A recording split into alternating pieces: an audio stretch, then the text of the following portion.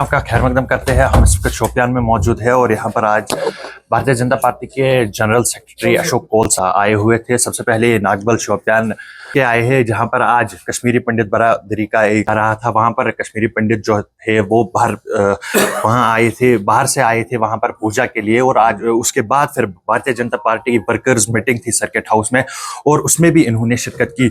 तो कोल साहब से जानने की कोशिश करेंगे। कोल साहब, आज दो ने शिरकत की, तो इसके बारे में जानना चाहेंगे आपसे।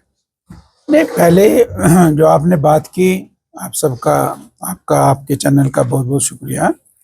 पहले जो आपने बात की वो तो आज यहाँ आए ही थे हम शोपियान में। तो शोपियान में ही जो मंदिर है तीर्थराज कपाल मोचन, उसमें एक वार्षिक उत्सव होता है, वार्षिक त्योहार होता है, मेला होता है आज। इसलिए हम उस मेले में गए। मुझे पता था कि वहाँ आज मेला है। उस मेले में हम गए, हमने भी वहाँ पूजा की और पूजा करने के बाद यहाँ जो हमारा कार्यक्रम था, इस कार्यक्रम में हम आए। ये हमारे शोपियान कॉन्स्टिट्यूंसी का कार्यक्रम था, लेकिन कुछ लोगों की इतनी इच्छाएं हमारे साथ है, वर्तमान सरकार की नाकामी, नालायकी आज सामने है, इसलिए बहुत बड़ी संख्या में लोग आए थे। हमको पहले बाहर जाना पड़ा, बाहर मैदान में बैठकर हमने उनसे बात की। फिर हमने अपने कार्यकर्ताओं के साथ अंदर बात की और यही बात आई कि हम इस शोपियान कॉन्स्टिट्यूंसी को कैसे और मजबूत कर सकते हैं। पिछली बार भी हमको यहाँ अच्छे वोट मिले थे और अच्छे वोट हमको कैसे मिले, इसलिए उसका जो तरीका होता है नीचे ग्राउंड पर पोलिंग बूथ पर काम करने का, वो हमने अपने कार्यकर्ताओं से बातचीत की कि नीचे पोलिंग बूथ तक हम कैसे जाएं, कैसे वहाँ काम करें। वो सारी बात आज हमने यहाँ बताई। कोल साहब, जैसा कि आप बता रहे थे कि लोग आ रहे हैं, अब जैसे कश्मीरी पंडित अब वापस आ रहे हैं, आज जहाँ पर मेला चल रहा है कपाल मोचन मंदिर में, उस बीच एक बार फिर से दूसरी बार इस महीने में थ्रेट आया हुआ है कश्मीरी पंडितों को लेकर, कश्मीरी बरादरी को लेकर। तो कैसे देख रहे हैं उस थ्रेट को आप? ये तो चलता रहेगा, ये थ्रेट वेट तो चलते रहेंगे। हम उस थ्रेटों की कोई चिंता नहीं करते हैं। ऐसे पर्सनल थ्रेट्स तो मुझे भी हर महीने में हर 15 दिन के बाद आता है। उससे डरने की बात नहीं है। हम उस थ्रेट के बिल्कुल विपरीत है। उस थ्रेट का मैंने भी आज सुबह पढ़ी, वो जो उन्होंने भेजी है, और अब उसमें वो हमारे पलायन की जिम्मेवारी जगमोहन जी को देते हैं। ये तो उनकी नालायकी है, उनका काम है, उनकी सोच है। और हम तो ये मानते हैं कि ये जो पड़ोसी मुल्क है, इसी ने सारी योजना बनाकर कश्मीरी पंडितों को यहाँ से निकाला और यहाँ के कुछ लोगों को उसमें साथ रखा। कुछ पैसे के बल पर, कुछ हथियार के बल पर उन्होंने ऐसा किया। इन भीतर धमकियों से हम डरने वाले नहीं है और कोई ऐसा नहीं होने वाला है। मैं उनको यही कहूँगा, वो जो रैशनल आर्मी है, क्या वो प्रोटेशनल आर्मी, उनसे यही कहूँगा कि ऐसे से न कश्मीरी पंडित डरने वाला है, न कश्मीरी समाज, चाहे हिंदू है चाहे मुसलमान, वो डरने वाला है। ना बस आपको एडमिनिस्ट्रेशन डरने वाली है।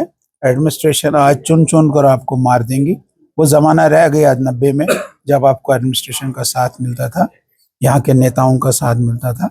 अब वो साथ आपको नहीं मिलेगा, इसलिए आप आगे नहीं बढ़ सकते। कैसे देख रहे थे आप? अभी आप अपने वर्कर्स को बोल रहे थे कि मुफ्त बिजली से लेकर अब 6% टैरिफ बढ़ा दिया गया बिजली पर, तो इसको ये तो बहुत विडंबना है कि बिजली कम करने के कारण और बिजली में सुधार लाने के कारण आज तो लोग इससे भी परेशान है। इसलिए भी परेशान है कि उनका फीस, जो उनका जो बिल आती है, वो बिल भी ठीक से जनरेट नहीं होती है। तो बिल जनरेशन की भी प्रॉब्लम है। उस प्रॉब्लम को ये सॉल्व नहीं कर रहे हैं, उस प्रॉब्लम को ये ठीक नहीं कर रहे हैं। ठीक है, ये कह रहे हैं कि हम आपको अब कंप्यूटर से हमने आपको दिया, आपके मोबाइल पर आ रहा है। अब ऐसा नहीं है, उसकी ठीक करे। और जो आदमी बेचारा एक मकान में रहता है, उसका एक बल्ब या 2 बल्ब जलते हैं, उसको ये 4000 5000 की बिल पकड़ा देते हैं। इसको ठीक करे। ये हमारी सरकार, हमारी इलेक्ट्रिसिटी की एडमिनिस्ट्रेशन, हमारा डिपार्टमेंट इसको ठीक करे। जो जायज़ बिल है वो लोग देने के लिए तैयार है, लेकिन ये जो उन्होंने 6.8% बढ़ाया, ये नाकाबिल है। इसको हम बर्दाश्त नहीं करेंगे। इसके लिए हम खूब आंदोलन करेंगे और ये हम कोशिश करेंगे कि ये जो टेरिफ राइज उन्होंने किया है कि ये उनको वापस लेना पड़ेगा। एक आखिरी सवाल मैं जानना चाहूंगा, यहाँ पर बहुत जरूरी है। आपने भी अपनी स्पीच में कहा था कि इन्होंने अपनी जो नौकरियां है वो अपने रिश्तेदारों में तकसीम की है, लेकिन उमर अब्दुल्ला ने कल 2 दिन पहले ये कहा था कि एसीबी, एंटी करप्शन ब्यूरो, जितनी भी एजेंसियां है वो इन्हीं के पास है, वो तहकीकात उनसे कराए। उस पर आप क्या कहना वो चाहेंगे? तहकीकात कराने के बाद वो सामने दिखता है, और इसने असेंबली में कहा हाँ मैंने 24,000 नौकरियां आउटसोर्स की है। इसने तो असेंबली में कहा। आउटसोर्स करने का मतलब क्या है? आप एसएसआरबी के थ्रू करिए ना चुनाव, सिलेक्शन, तो जेन्युइन जो लायक होता है, जो उसको मिलती है नौकरी। इन्होंने अपने रिश्तेदारों को और अपने एमएलए को कहा कि भाई दे दो 20-20, 25-25 नाम। उन्होंने भी अपने रिश्तेदारों के नाम दिए, और जो आम आदमी है वो इग्नोर हो गया। इसमें जो नौकरियों में रिजर्वेशन मिलनी चाहिए थी एससी को, एसटी को, ओबीसी को, ST2 को, वो नहीं मिली है। इन्होंने सारे अपने रिश्तेदारों का लगाया। ये गलत है। इसको हम बाज़ाब्ता, आपने कहा कि जो एसीबी और बाकी सब बातें हैं वो भी इसमें तहकीकात करें, और वो तो निकलेगा। कोई गलत बात हमने नहीं कही। बहुत बहुत शुक्रिया बात करने के लिए। ये थे हमारे साथ भारतीय जनता पार्टी के जनरल सेक्रेटरी अशोक कौल जी। इनसे हमने बात करने की कोशिश की। आप बने रहिए राइजिंग कश्मीर के साथ।